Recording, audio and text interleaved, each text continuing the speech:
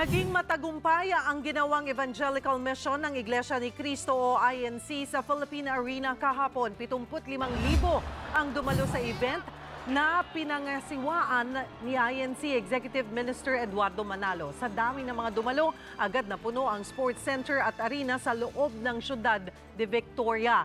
Hindi naman naranasan ng sobrang sikip ng daloy ng trapiko sa NLEX, partikular na sa bahagi ng Bukawi. Ayon kay INC spokesperson Edwin Zavalya, itinuring nilang matagumpay ang kanilang pamamahayag.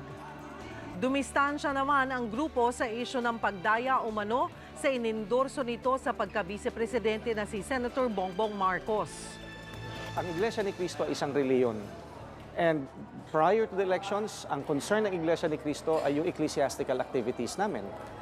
When election day came, ang mga miyembro ng Iglesia ni Cristo na botante dito sa Pilipinas, bumoto. Ginawa na namin ang bahagi namin bilang mga mamamayan. Kung anuman ang resulta, ay yung mga concerned agencies na and individuals, sila na ang bahala. Kung anuman ang dapat na maging bunga noong pagboto ng lahat ng mga botanteng Pilipino. Be sure to come back. Use 5 everywhere. Copyright 2016.